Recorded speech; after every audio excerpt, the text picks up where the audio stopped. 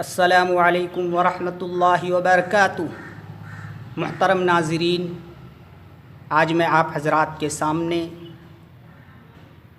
کن لوگوں پر قربانی واجب ہے اور کن لوگوں پر واجب نہیں، کیا مرحومین کی طرف سے قربانی کر سکتے ہیں یا نہیں، ان کی طرف سے قربانی کرنا کیسا ہے، اس سلسلے میں گفتگو کروں گا۔ قربانی کن لوگوں پر واجب ہے؟ قربانی ہر اس مسلمان عاقل بالغ مقیم مرد و عورت پر واجب ہے جو صاحب نصاب ہو، جو صاحب نصاب ہو، جس کے پاس 7.5 تولہ سونا یا 52.5 تولہ چاندی یا ان دونوں کی قیمت کے برابر روپیہ پیسہ ہو، ان پر قربانی واجب ہے۔ جو ضرورت سے زائد ہو، حوائج اصلیہ سے زائد ہو اور قرض سے خالی ہو، ان پر قربانی واجب۔ اور قربانی کے نصاب اور زکوٰۃ کے نصاب کے اندر قدر فرق ہے۔ زکوٰۃ بھی صاحب نصاب پر واجب ہے، قربانی بھی واجب، مگر ان دونوں کے نصاب میں کچھ فرق ہے، 2 فرق۔ زکوٰۃ کے نصاب کے اندر حولان حول شرط ہے، سال کا گزرنا زکوٰۃ کے نصاب کے اندر شرط ہے کہ سال گزرے گا تو زکوٰۃ واجب، سال نہیں گزرا تو زکوٰۃ واجب نہیں۔ مگر قربانی کے نصاب کے اندر سال کا گزرنا شرط نہیں۔ اگر آپ قربانی کے دن آپ صاحب نصاب ہوئے ہیں، مالک نصاب ہوئے، اس سے پہلے غریب تھے، مگر قربانی کے دن اگر 7.5 تولہ سونا یا 52.5 تولہ چاندی کے آپ مالک ہو گئے یا اس کی قیمت کے مالک ہو گئے تو آپ پر قربانی واجب ہے۔ اور دوسرا فرق یہ ہے کہ زکوٰۃ کے نصاب کے اندر مال نامی ہونا شرط ہے، جو مال بڑھے گھٹے، اور قربانی کے نصاب کے اندر مال نامی ہونا شرط نہیں۔ شریعت کے اندر، شریعت کے اصطلاح میں مال نامی سونا چاندی، مال تجارت، چرنے والے جانور، یہ مال نامی کہلاتا ہے، یہ شریعت کے اصطلاح میں۔ تو دوسرا فرق یہ ہے کہ زکوٰۃ کے نصاب کے اندر مال نامی ہونا شرط ہے، جو مال گھٹے بڑھے اس پر زکوٰۃ واجب ہے، مگر قربانی کے اندر مال نامی ہونا شرط نہیں۔ مثلاً کسی کے پاس زمین ہے، زائدات ہے، زمین و زائدات کی غلہ اس کی ضرورت سے زائد ہے اور وہ غلہ صاحب نصاب کو پہنچ جائے تو اس پر قربانی واجب ہے، مگر زکوٰۃ واجب نہیں۔ اسی طرح ضرورت سے زائد مکان ہے، ضرورت سے زائد گھر ہے، ضرورت سے زائد ان کے پاس کپڑا ہے یا کوئی سامان ہے، تو ان تمام کو ملا کر اگر نصاب کو پہنچ جائے تو اس پر قربانی واجب ہے۔ یہ مال نامی اس کے پاس ہو، مال نامی ہو یا نہ ہو، وہ مال گھٹے بڑھے یا نہ گھٹے بڑھے، اس پر قربانی واجب ہے۔ یہ قربانی اور زکوٰۃ کے نصاب میں یہ 2 فرق ہے کہ قربانی کے نصاب میں نہ سال کا گزرنا ضروری ہے، شرط ہے، نہ مال نامی شرط ہے، مگر زکوٰۃ کے اندر یہ دونوں چیزیں شرط ہے، تبھی زکوٰۃ واجب۔ محترم ناظرین، اگر عورت کے پاس اتنا زیور ہے جو نصاب کو پہنچ جائے تو عورت پر قربانی واجب ہے، عورت پر قربانی واجب ہے۔ اگر وہ عورت اس زیور کا مالک ہو تب، اگر عورت زیور کا مالک نہیں، شوہر مالک ہے یا باپ مالک ہے یا اسی طرح کوئی اور مالک ہے، تو جو مالک ہے اس شخص پر قربانی واجب ہے۔ اسی طرح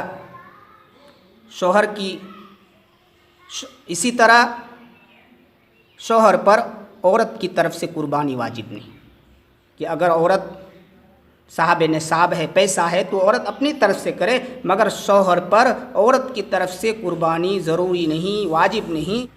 یہ شریعت کا مسئلہ ہے، نابالغ پر قربانی واجب نہیں۔ نابالغ اگر صاحب نصاب ہو، اس کے پاس نصاب کے بقدر مال و دولت ہو، تو اس پر بھی، نابالغ پر بھی قربانی واجب نہیں۔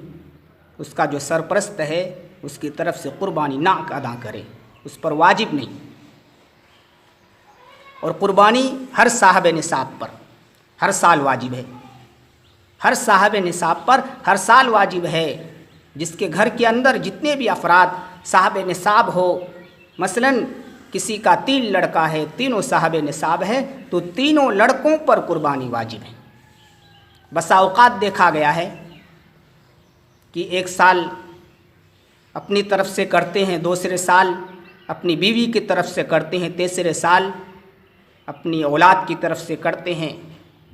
یہ غلط ہے کہ جو صاحب نصاب ہو اس پر ہر سال قربانی واجب ہے۔ جس طرح صدقہ فطر واجب ہے، ایسے ہی جس طرح زکوٰۃ واجب ہے، ایسے ہی ہر سال اس شخص پر قربانی واجب ہے۔ اگر گھر کے کئی افراد صاحب نصاب ہو تو ان تمام کی جانب سے بھی ہر سال قربانی واجب ہے۔ اب میت کی طرف سے، مرحومین کی طرف سے قربانی کر سکتے یا نہیں کر سکتے؟ ترمذی شریف کی ایک روایت ہے جس سے مرحومین کی طرف سے، میت کی طرف سے قربانی کا ثبوت ملتا ہے، قربانی کرنے کا جواز ملتا ہے، قربانی کرنا ان کی جانب سے جائز ہے۔ ترمذی شریف کی روایت ہے، ان حنش رضی اللہ تعالی عنہ قال رأیت علیٰ یضحی بکبشین۔ حضرت حنش بن عبداللہ رضی اللہ تعالیٰ عنہ سے روایت ہے، وہ فرماتے ہیں کہ میں نے حضرت علی رضی اللہ تعالیٰ عنہ کو 2 میڑھوں کی قربانی کرتے ہوئے دیکھا۔ تو لہو ما ھذا، تو حضرت حنش بن عبداللہ رضی اللہ تعالیٰ عنہ فرماتے ہیں کہ میں نے ان سے پوچھا، حضرت علی سے پوچھا یہ کیا ہے، بطور تعجب کے، فقلت لہ ما ھذا، آپ بجائے 1 میڑھوں کے آپ 2 میڑھے کی قربانی کر رہے ہیں، آپ پر 1 قربانی واجب ہے، آپ کو 1 کرنا تھا، آپ 2 کیوں کر رہے ہیں؟ فقال، حضرت علی رضی اللہ تعالیٰ عنہ نے فرمایا، ان رسول اللہ صلی اللہ علیہ وسلم اوصانی ان اضحی عنہ، رسول اللہ صلی اللہ علیہ وسلم نے مجھے وصیت فرمائی تھی میں ان کی جانب سے قربانی کروں، فانا اضحی عنہ، تو میں ان کی جانب سے قربانی کر رہا ہوں۔ اس روایت سے ثابت ہوا کہ مرحومین میت کی طرف سے قربانی کر سکتے ہیں، قربانی جائز ہے۔ اب میت کی طرف سے قربانی کرنا مستحب ہے۔ اس روایت سے کئی بات ثابت ہوئی، اس روایت کے اندر کئی بات قابل غور ہے۔ پہلی بات تو یہ ہے کہ حضرت علی رضی اللہ تعالیٰ عنہ کو حضور صلی اللہ علیہ وسلم نے وصیت فرمائی تھی، اس لیے آپ صلی اللہ علیہ وسلم کی جانب سے حضرت علی نے قربانی کی۔ حضرت علی آپ کی طرف سے قربانی کرتے تھے۔ وصیت جس چیز کی ہوتی ہے اس کا نفاذ ضروری ہوتا ہے۔ اور دوسری بات یہ ہے کہ حضرت علی رضی اللہ تعالیٰ عنہ نے 2 میڑھوں کی قربانی کی، 1 میڑھا اپنی جانب سے، 1 میڑھا اپنی طرف سے اپنے نام پر قربانی کی۔ حضرت علی پر قربانی واجب تھا، اپنی طرف سے کی، اور دوسرا جو میڑھا تھا یہ حضور کے نام پر کی۔ تو اس سے ثابت ہوا کہ ہر صاحب نصاب پر پہلے اپنی جانب سے قربانی کرنا ضروری ہے، لازم ہے، پہلے اپنی طرف سے کرے، بعد میں مرحومین کی طرف سے، میت کی طرف سے کرے۔ میت کی طرف سے کرنا مستحب ہے۔ اگر کوئی شخص جس پر قربانی واجب ہے، صاحب نصاب ہے، اپنی طرف سے نہیں کر رہا ہے، اپنے مرحومین یا میت کی طرف سے کر رہا ہے، یہ غلط ہے۔ مستحب عمل ہے مرحومین کی طرف سے کرنا۔ بسا اوقات دیکھا گیا ہے بہت سے علاقے کے اندر کہ ان کی اولادیں، ان کے لڑکے، مرحومین کی جو اولاد ہے، ماں باپ گزر گئے یا والدین میں سے کسی کوئی گزر گیا، تو لڑکے پر جو قربانی واجب ہے، صاحب نصاب ہے، وہ اپنے نام پر قربانی نہیں کرتے، سب سے پہلے مرحومین والدین کی جانب سے، میت کی جانب سے کرتے ہیں۔ اگر کوئی شخص جس پر قربانی واجب ہے وہ اپنے نام کے بجائے مرحومین کے نام پر کرے تو اس سے اس کی قربانی ادا نہیں ہوگی، وہ اپنے واجب سے سبکدوش نہیں ہو سکتے۔ سب سے پہلے جس پر قربانی واجب ہے وہ اپنے نام پر کرے، وہ اپنے نام پر کرے۔ اگر اللہ نے مال و دولت دیا ہے تو آپ اپنے نام کے علاوہ اور بھی کیجئے، 2 کیجئے، 3 کیجئے، جتنا کرنا ہے کریے، اپنے نام پر، اپنے مرحومین کے نام پر، اپنے میت کے نام پر، حضور کے نام پر آپ کیجئے، وہ مستحب عمل ہے، مگر سب سے پہلے آپ اپنی طرف سے قربانی کیجئے۔ تو اس روایت سے پتہ چلا کہ میت کی طرف سے، مرحومین کی طرف سے قربانی کر سکتے ہیں، قربانی کرنا ان کی طرف سے مستحب ہے، اور سب سے پہلے اپنی جانب سے کیجئے، جیسا کہ حضرت علی رضی اللہ تعالیٰ عنہ نے 2 میڑھوں کی قربانی کی، سب سے پہلے اپنے نام پر، اس کے بعد دوسرا میڑھا حضور کے نام پر۔ تو محترم ناظرین اس کا خیال رکھیے۔ اور بہت سے علاقے میں دیکھا گیا کہ قربانی اولاد پر واجب ہے، وہ اپنے والد کے نام پر کر رہے ہیں، والد جو ہے صاحب نصاب نہیں، یا اسی طرح کسی سال والد کے نام پر کیے، کسی سال جو ہے ماں کے نام پر کیے، والدہ کے نام پر کیے، یہ آج کل ہو رہا ہے۔ جس پر قربانی واجب ہے اس پر وہ خود کرے۔ یا اسی طرح بہت سارے علاقے میں دیکھا گیا ہے کہ باپ کے نام پر 7 سال ہوا تو اب ماں کے نام پر کر رہے ہیں، 7 کے عدد کا بھی لحاظ رکھتے ہیں۔ یہ سب چیزیں جو ہے شریعت کے اندر ان سب چیزوں کا ثبوت نہیں ملتا ہے، یہ سب غلط چیزیں ہیں۔ 7 سال کیے ہیں تو 7 سال دوسرے کے نام پر کر رہے ہیں، یہ سب غلط ہے۔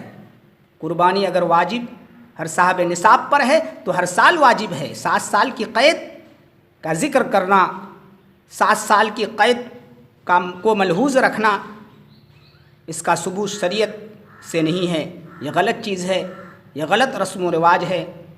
اور جو چیز شریعت کے اندر نہ ہو اس کو رواج دینا، اس کو جو ہے اہتمام سے کرنا، یہ بدعت ہے، یہ شریعت کے خلاف امر ہے۔ تو اس کا بھی لحاظ رکھے۔ اللہ تعالی ہم آپ کو سننے سے زیادہ عمل کی توفیق مرحمت فرمائے۔